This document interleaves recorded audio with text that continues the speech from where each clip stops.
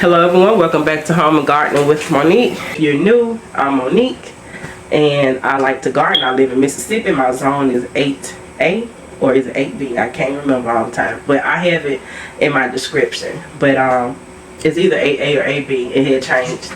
But I like to garden. I like to share me doing a little bit of canning. I'm not a pro at anything. And I haven't been gardening or canning for that long. It appears that after the pandemic 2020, that's what sparked for me to get serious about gardening and preserving. So even though there's not a crisis or a pandemic going on, there to me is a crisis with how high food is. And when I get the chance, I like to try to buy things in bulk and try to get them frozen or preserved. And with this video today, this will actually be my first time pressure canning two items. I might do just one item because I don't want this video to be too long.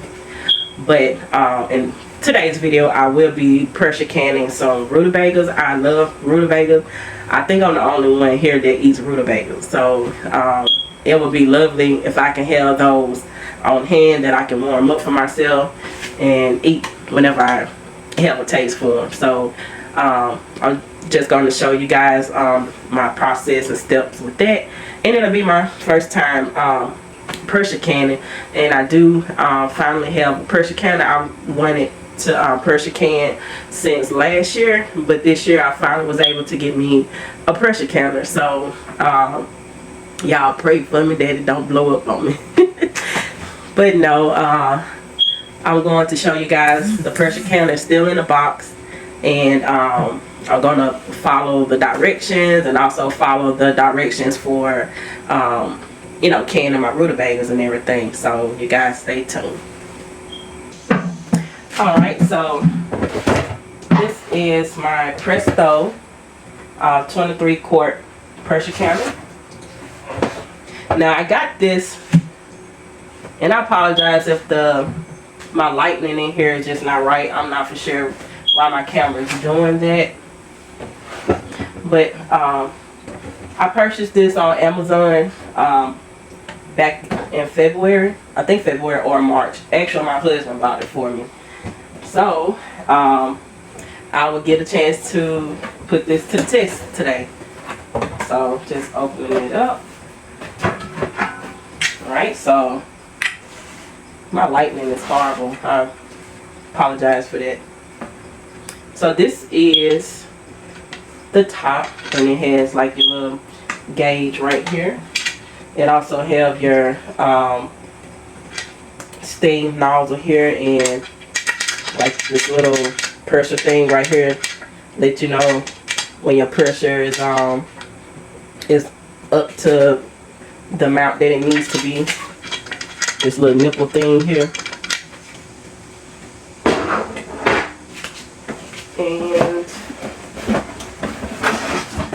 And this is the pot.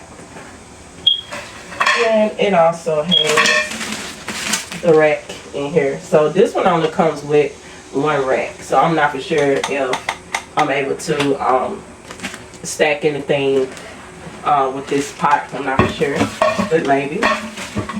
And this is my weight. This is a 10-pound weight here. So that's basically it. It's 4 pieces. This is 1. This is your weight. The pot 2. And this is your rack 3. And 4, your top. Right, so I'm going to get this washed up and get this prepared for me to use. And I think my instructions, I might have put my instructions somewhere, but I think I know where it is, so I'm going to find it. So, going to get this washed up. You may need to put like petroleum jelly like around like your seals, and also around here as well. Sometimes your pressure canner can get stuck, or it might rust, and you might not be able to open up your canner based off on that. It'll be like stuck. So so I'll have to find some petroleum jelly before I get started. So I hope you guys hang in here with me, as it'll be my first canning, like pressure canning video, using my canner for the first time. So so before I get this washed up, I'm just going to show you guys what I would be canning. So I will be canning these rutabagas here. And for those that don't know what a rutabaga is, it's related to a turnip. And so a turnip root is like a dark purple and white root, and a rutabaga is much bigger. It's purple too, but it's like bigger and more harder. And this is how one looks. At the grocery store, they normally would be covered in wax to preserve it, because these can go bad, you know, kind of fast. So that's why they have to put wax on them. But this is how it looks. And I just took, you know, my peeler, and I just, you know, just peel it off, you know, the skin off. And then you'll have like a pale yellowish flesh. So what I'm going to do with these that I have peeled already, I'm going to get these cut up in cubes, and also get my my jars ready, and we'll go from there. So stay tuned. Right, so I'm going to first start with cutting up the rutabagas that I peeled. And I have about 10 pounds of rutabagas, and I will let you guys know how many jars that I would need for this. At the moment, I don't know right now. But rutabagas are kind of hard, so you're going to need like a very, very sharp knife to cut these. Alright, I finally got that joker to cut. It was a little tough there. Had to change knives too. This one appears to be working a little bit better. So I'm just gonna try to get these cut into cubes. Doesn't matter. I don't want the cubes too big.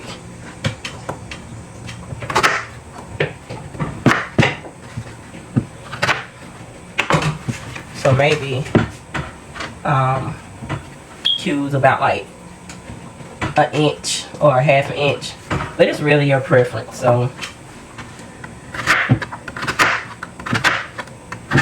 I tried twice to grow these, and it just takes so long. It takes forever to grow these. So I think this fall I'm going to try to get some of these started again for me, so that they can grow throughout the winter, and hopefully, you know, I'll be able to harvest these in the spring, because it does take quite a while for these to grow.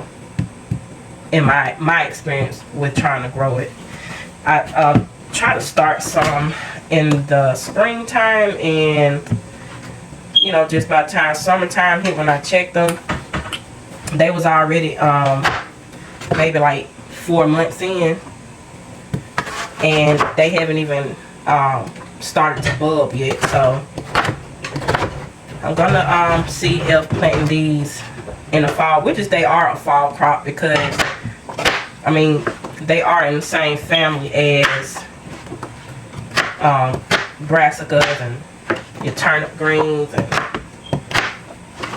broccoli and all of that sort, like with the root vegetables. So I think it'll probably do very well if I try growing it in the fall versus me trying to grow it in the winter time. So I think that's what I would do. Alright, so after I cut all the rutabagas, I gave them 3 washes, and I just currently just have them sitting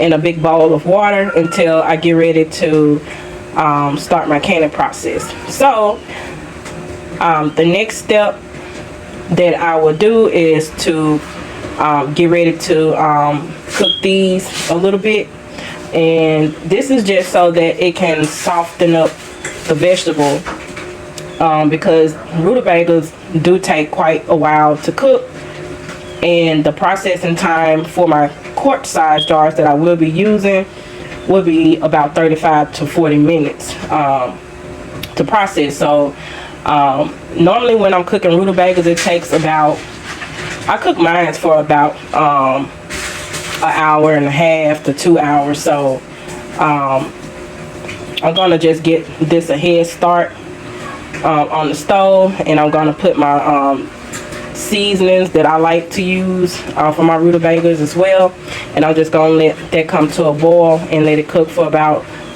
30 or 40 minutes on the stove top before I get ready to place these in my jars. Alright, so I have in a pot a little bit of oil and some bacon pieces. So this is how I like my rutabagas. I like to cook them in with some bacon. Also, I'm going to cut up some onions, throw in some seasoning, and then I'm going to fill this in with water. And that way I can have my rutabagas to be seasoned.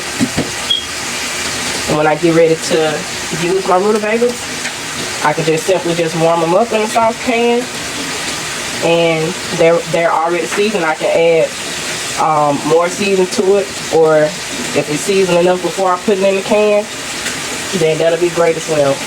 So I'm gonna let my bacon cook until it browns, and I'm going to drain out some of the fat. I'm gonna leave some of the fat in there, but I'm just gonna drain out most of it, and I'll bring you guys back.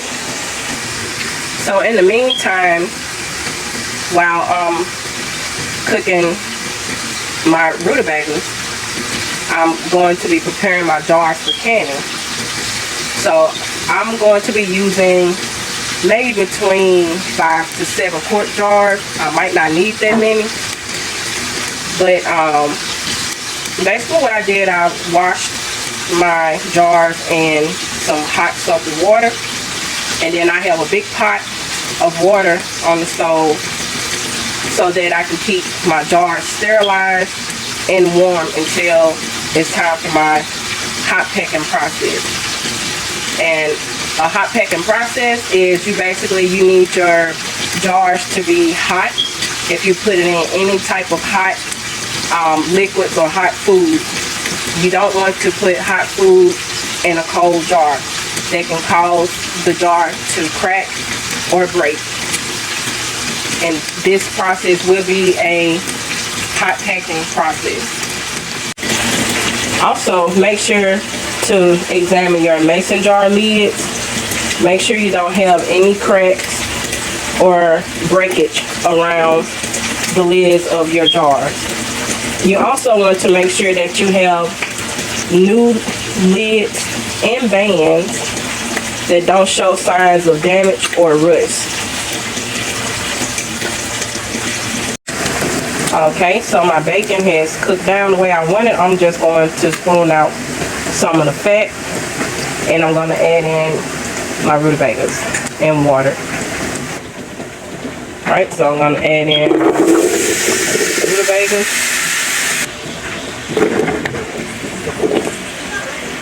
Right, so I'm adding in some water, as much water as I can fit in here.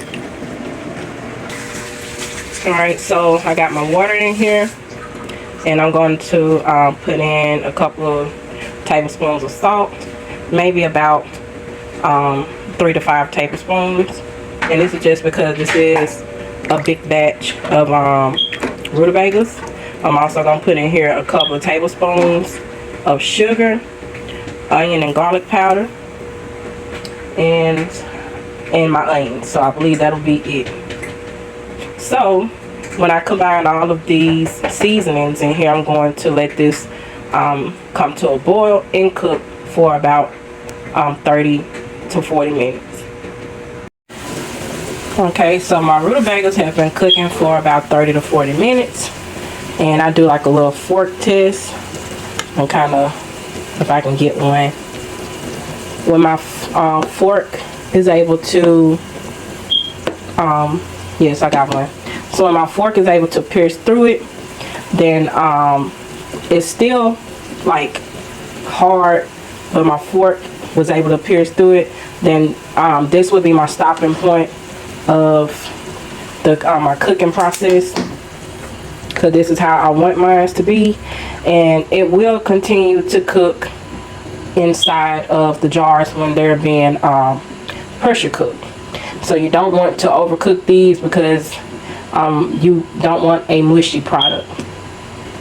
So I'm going to get my jars ready and get these poured inside of my jars. Alright, so now it's time to place the rutabagas inside of my jars. So what I like to do is I like to use a string, like a metal spoon with holes, because I want to get as many rutabagas in as I can, and then I'll put the juice in last. So just gonna simply put these rutabagas in like that.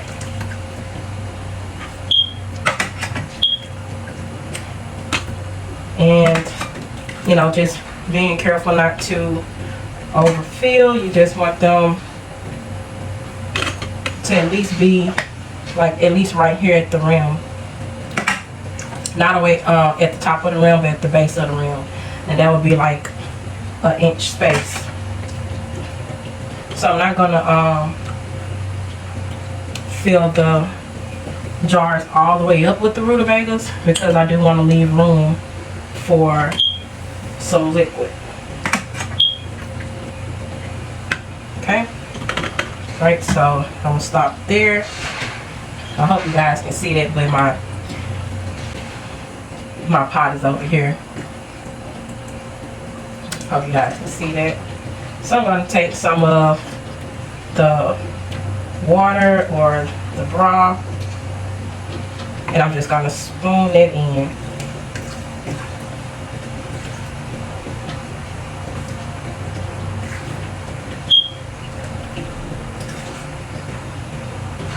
If anybody like rutabagas, do they kind of remind you like of the flavor of like the turnip roots? They kind of remind me of that, the flavor of turnip roots. I also, if I'm cooking turnip greens, I also like to add some cut up rutabagas in my turnip roots as well. Not my turnip roots, but my turnip greens. Alright, so I have one jar that is ready and complete, so I'm gonna do the rest.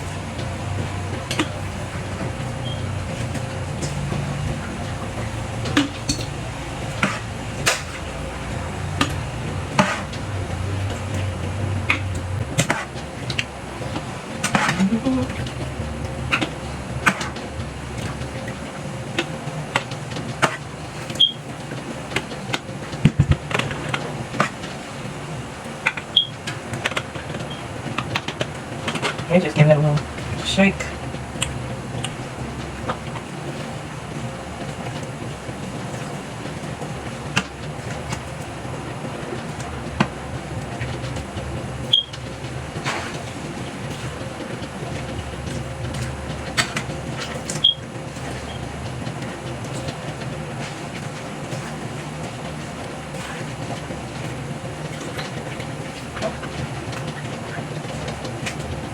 I also forgot to mention to make sure you have a debubbler. I still don't have a debubbler. I've been using this little plastic spoon thing with the long handle, long slender handle. And I'm just basically just poking in between the rutabagas, and this just releases the air bubbles inside of each jar. So they can make sure that that the vegetables, that's hot, making sure that the vegetables are all fitting in and releasing any air bubbles, so that it can have a great seal and vacuum. Okay, that one looks good. And you'll notice when you debubble, like all of your vegetables may be kind of sitting to the top, but once you debubble, it kind of makes the vegetables settle on in into the jar, so that everything can fit like it's supposed to fit.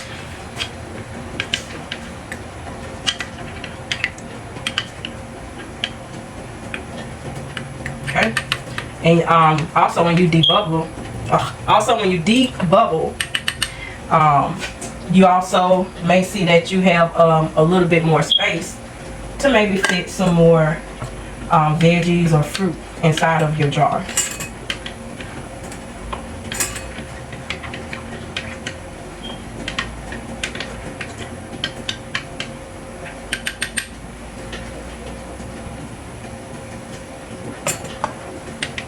Okay. Right, so I do have another batch of rutabagas. So this is not the full 10 pounds here.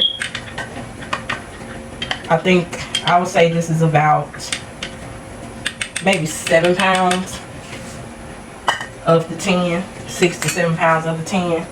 And so far I have 6 quart size jars from this first batch here. So now that I have everything debubbled, now I can proceed to wipe my rims and go ahead and place my lids and bands on. Also in my pressure canner, I have a 23 quart pressure canner, and I put in about 3 quarts. Well, the instruction says you can use 3 quarts, but I put in 4 quarts of water in the pressure canner, and we're gonna proceed from there. So this is a little hot, but I'm just gonna show you guys up close what it looks like. And it does have like the little bacon and onion pieces in there. So that's how it looks up close. Alright, so I'll be right back. Alright, so I'm just taking my jar, and I use a little bit of vinegar on this towel. This is a clean towel.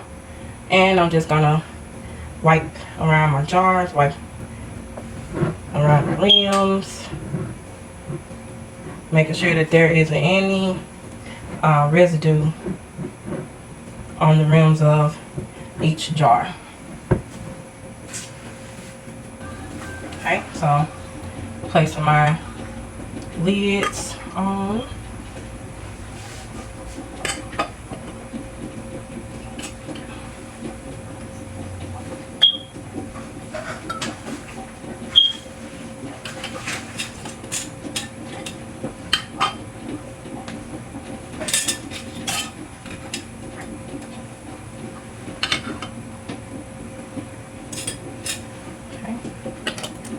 And only tighten these up fingertip tight. These does not need to be like your arm wrist tight, but just fingertip tight, like that.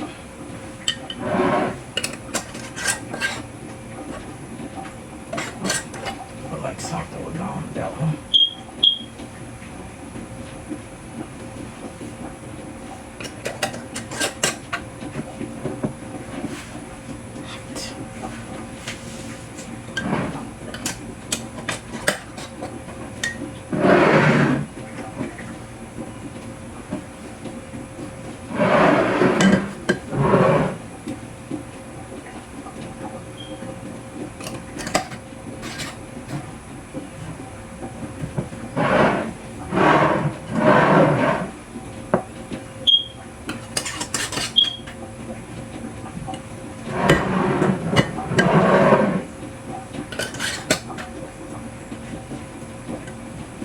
Alright, so now it's time to place these in the canner.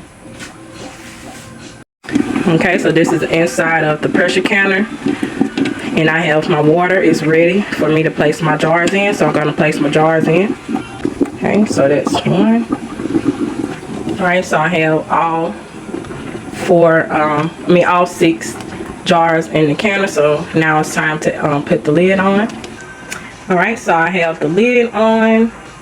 And I have a little story to tell. So when I washed up my pot here, I wanted to practice how to close it and open it.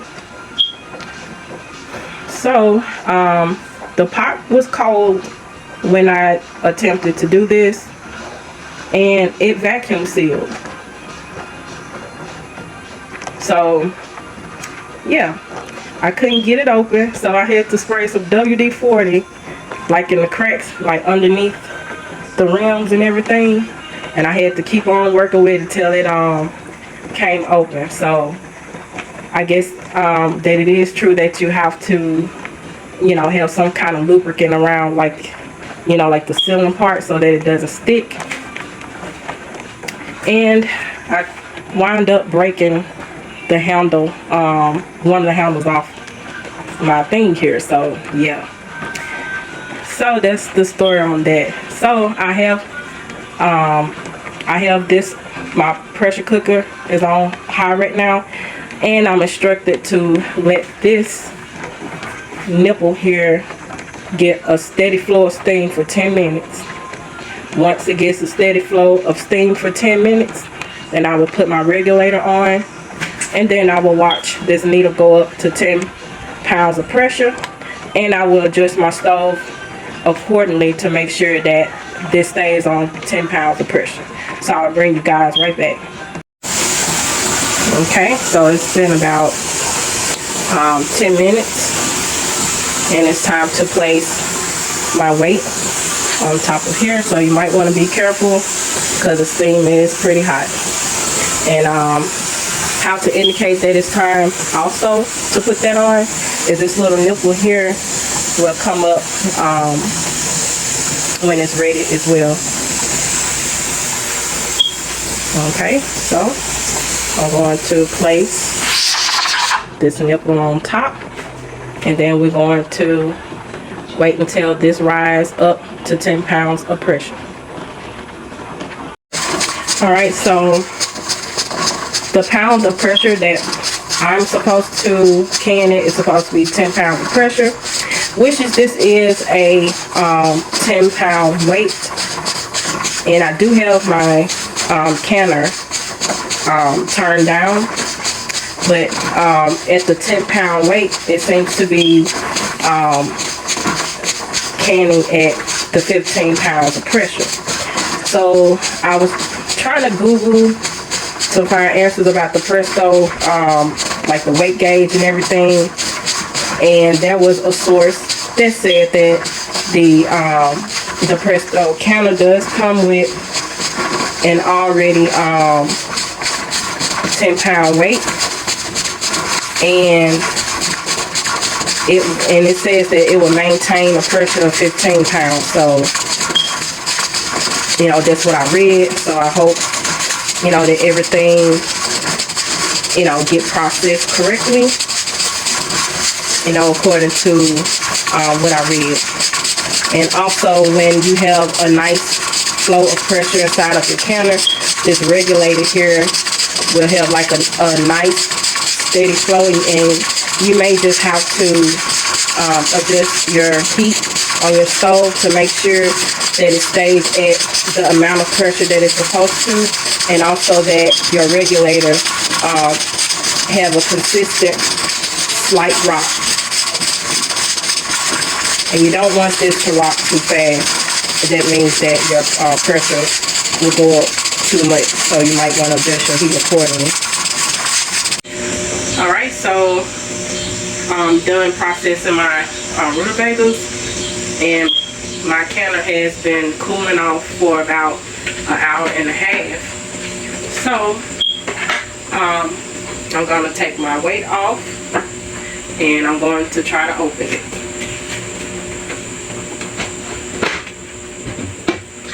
Okay, and also make sure that you open it like this without the heat or the steam hitting your face. Okay, so these still look like they're boiling inside of the can. Okay, looks good. Let me move this out the way. It's a little heavy.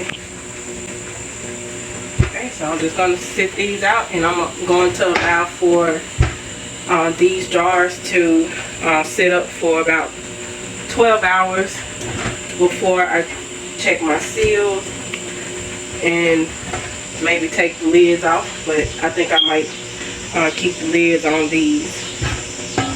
So this was 6 jars. I do have more rutabagas that I have to can, but I'm going to do that later.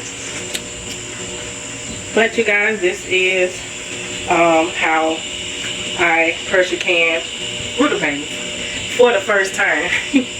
So thank you guys so much for tuning in and watching, and I hope you guys return back for another video, and I will see you guys on the next one.